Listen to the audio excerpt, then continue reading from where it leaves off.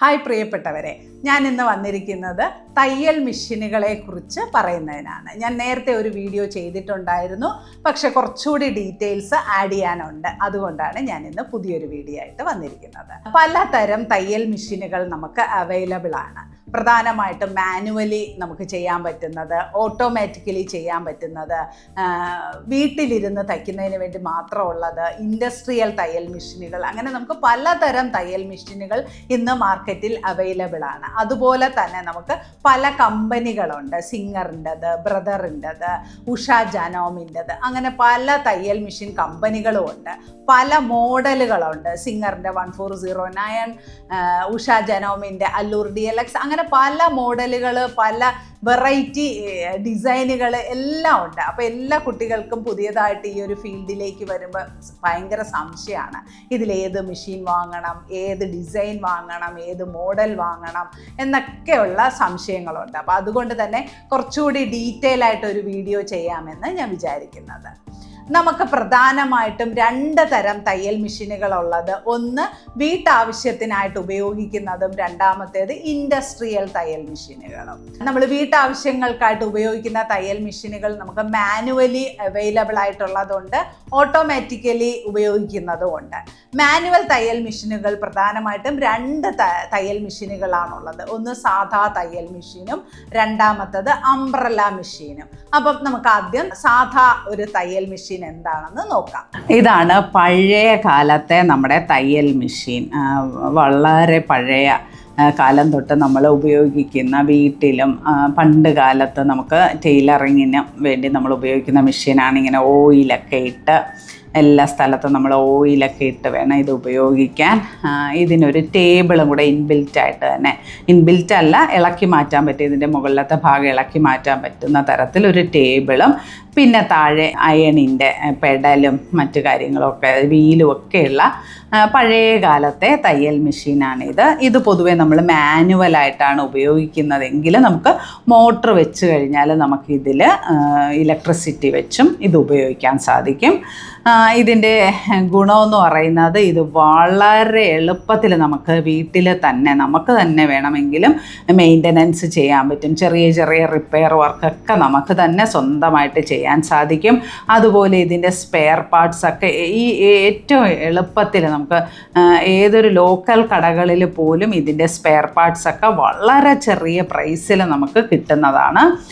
അതുപോലെ ഏറ്റവും ഡ്യൂറബിൾ ആയിട്ടുള്ള ഒരു മെഷീനാണ് ഇത്. ഓയിലൊക്കെ ഇട്ട് നമ്മൾ സൂക്ഷിക്കുകയാണെങ്കിൽ വർഷങ്ങളോളം നമുക്ക് ഈ മെഷീൻ നമുക്ക് കൊണ്ട് നടക്കാൻ സാധിക്കും. ഇതിനെ മെയിൻ്റനൻസൊക്കെ നമുക്ക് സ്വന്തമായിട്ട് ചെയ്ത് നമ്മൾ ഇതിനെ സൂക്ഷിക്കുകയാണെങ്കിൽ, ഇന്ന് നിലവിലുള്ള തയ്യൽ മെഷീനുകളിൽ ഏറ്റവും ഡ്യൂറബിൾ ആയിട്ടുള്ള ഒരു മെഷീൻ ഇതാണ്. പിന്നെ ഇതിൻ്റെ വേറൊരു ഗുണം എന്താണെന്ന് വെച്ചാൽ, ഇന്നത്തെ തയ്യൽ മെഷീൻ റേഞ്ച് എടുത്തു കഴിഞ്ഞാൽ ഏറ്റവും വില കുറഞ്ഞൊരു മെഷീനും ഇതാണ്. ഏറ്റവും ഡ്യൂറബിൾ ആയിട്ടുള്ള മെഷീൻ ഇതാണ്, ഏറ്റവും വില കുറഞ്ഞ മെഷീൻ ഇതാണ്, അതുപോലെ തന്നെ ഏറ്റവും മെയിൻ്റനൻസ് കുറഞ്ഞ മെഷീനും ഇതാണ്. ഇനി നമുക്കിത് ഉപയോഗിക്കാൻ ഇലക്ട്രിസിറ്റി ഇല്ലെങ്കിൽ പോലും ഉപയോഗിക്കാൻ സാധിക്കും. അപ്പോൾ ഏറ്റവും ചീപ്പായിട്ടുള്ള തയ്യൽ മെഷീൻ ഏതാണെന്ന് ചോദിച്ചാൽ അത് ഈ മെഷീനാണ്. ഇനി നിങ്ങൾക്കിത് സെക്കൻഡ് ഹാൻഡ് മെഷീൻ വാങ്ങാൻ കിട്ടുകയാണെങ്കിൽ ധൈര്യമായിട്ട് വാങ്ങാൻ സാധിക്കുന്ന ഏറ്റവും നല്ലൊരു മെഷീനും ഇത് തന്നെയാണ്. പിന്നെ ഇതിൻ്റെ ഒന്ന് രണ്ട് ഡിഫക്റ്റുകൾ ഞാൻ പറഞ്ഞുതരാം, ലിമിറ്റേഷൻസ് ഉണ്ട് ഇതിന് നമുക്ക് വീക്കിലി ഒൺസ് എങ്കിലും നമ്മൾ ഓയിലിട്ട് സൂക്ഷിക്കണം.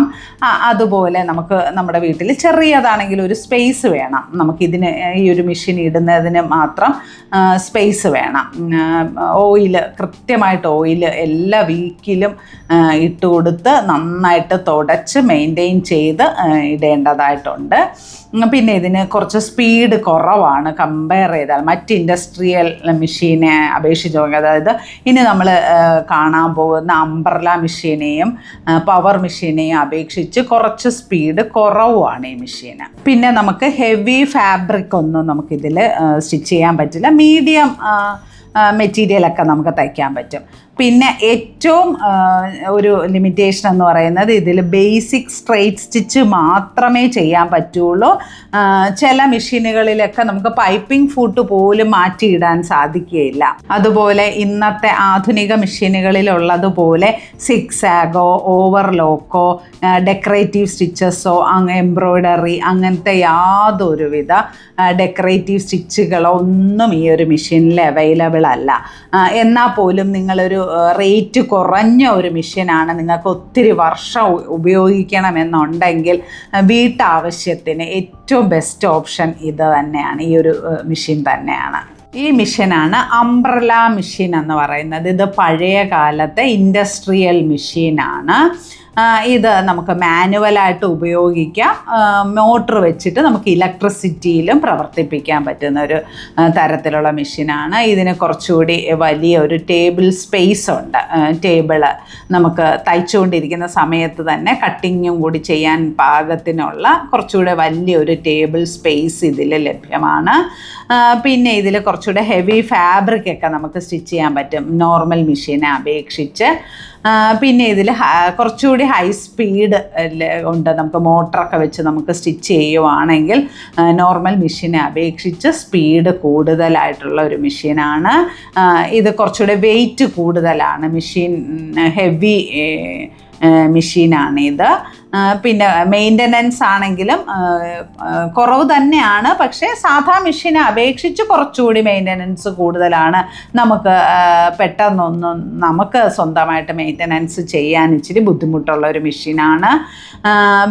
എന്നാലും നമുക്കങ്ങനെ ഡ്യൂറബിലിറ്റിയിലൊന്നും ഒരു പ്രശ്നവും ഇല്ല. കാലാകാലം കിടന്നോളും മെഷീനൊന്നും, അങ്ങനത്തെ പ്രശ്നങ്ങളൊന്നുമില്ല. പെട്ടെന്നൊന്നും വലിയ മെയിൻ്റനൻസ് ഒന്നും വരികയുമില്ല ഈ മെഷീന്. ഇനി ലിമിറ്റേഷൻസ് പറയുകയാണെങ്കിൽ നമ്മൾ നോർമൽ മെഷീനിൽ പറഞ്ഞതുപോലെ തന്നെയാണ്. സ്ട്രെയിറ്റ് സ്റ്റിച്ച് മാത്രമേ ഇതിൽ ചെയ്യാൻ സാധിക്കുകയുള്ളൂ. പിന്നെ ഇത് കുറച്ചുകൂടെ heavy material, body heavy iron, cast iron കൊണ്ടാണ് ചെയ്തിരിക്കുന്നത്. അതുകൊണ്ട് തന്നെ ഇത് കുറച്ച് ഹെവിനെസ് കൂടുതലാണ്, വെയിറ്റ് കൂടുതലാണ് ഈ മെഷീന്.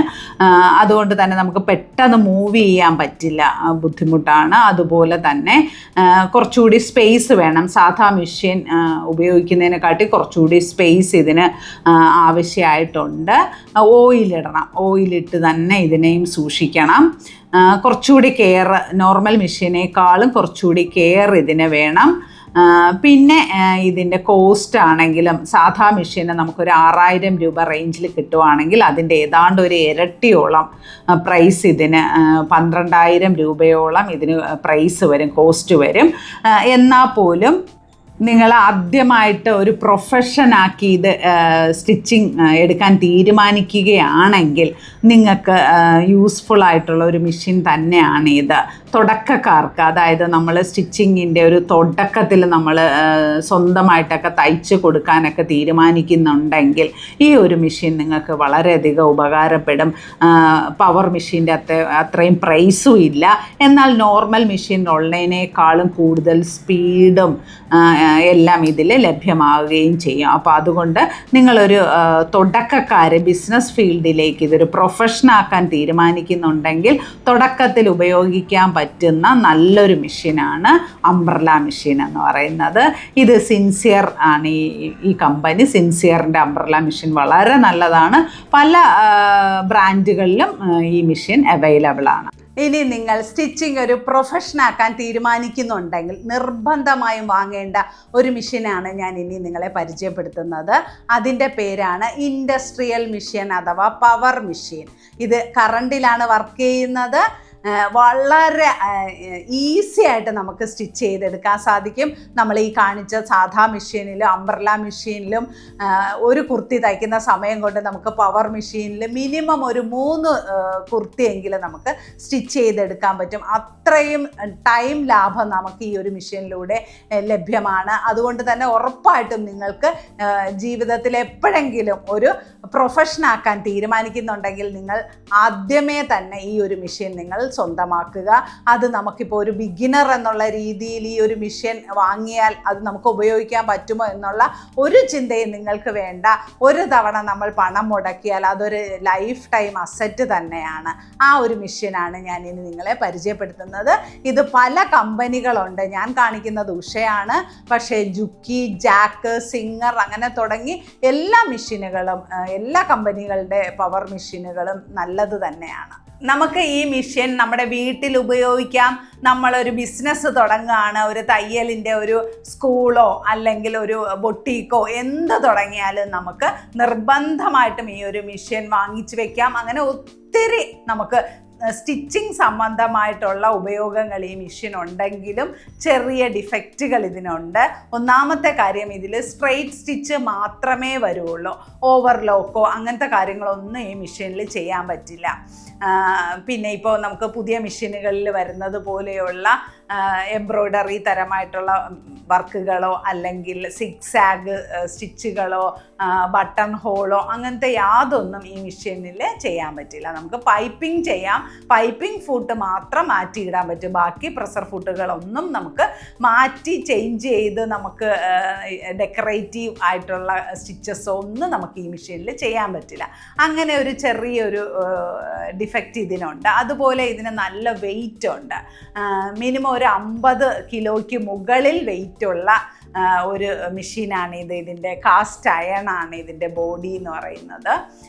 അത്യാവശ്യം നല്ല വെയിറ്റ് ഉള്ള ഒരു മെഷീനാണ്. അപ്പോൾ നമ്മളിപ്പം ഒരു റെൻ്റൽ ഹൗസൊക്കെ ആണെങ്കിൽ എപ്പോഴും അത് മാറുന്ന ഒരു അവസ്ഥയൊക്കെ ഉണ്ടെങ്കിൽ ഈ മെഷീൻ കൊണ്ടുപോകാൻ തന്നെ നല്ല ബുദ്ധിമുട്ട് നമുക്ക് അനുഭവപ്പെടും. പിന്നെ നിങ്ങൾ ഇതൊരു പ്രൊഫഷനാക്കാൻ തീരുമാനിക്കുന്നില്ലെങ്കിൽ ഈ മെഷീൻ്റെ കോസ്റ്റ് വരുന്നത് തന്നെ മിനിമം ഒരു 25,000 രൂപയാണ്. അപ്പോൾ അതും നമ്മളൊരു പ്രൊഫഷൻ ആകാതെ നമ്മൾ വെറുതെ ഒരു പാഷന് വേണ്ടി സ്റ്റിച്ച് ചെയ്യാൻ പോവുകയാണ് എന്നുണ്ടെങ്കിൽ നമ്മളുടെ സാമ്പത്തികവും കൂടി നോക്കിയിട്ട് വേണം നിങ്ങൾ ഈ ഒരു മെഷീൻ സെലക്ട് ചെയ്യാൻ. പക്ഷേ ഉറപ്പായിട്ടും നിങ്ങൾ സ്റ്റിച്ചിങ് ഇഷ്ടപ്പെടുന്ന ഒരാളാണ്, അതിനോട് വല്ലാത്ത ഇഷ്ടമുണ്ടെങ്കിൽ നിങ്ങൾ ഒരിക്കലും ഇതിൻ്റെ പ്രൈസ് നോക്കരുത് എന്നേ ഞാൻ പറയുള്ളൂ. നമുക്കിനി ഓട്ടോമാറ്റിക് മെഷീനുകൾ പരിചയപ്പെടാം.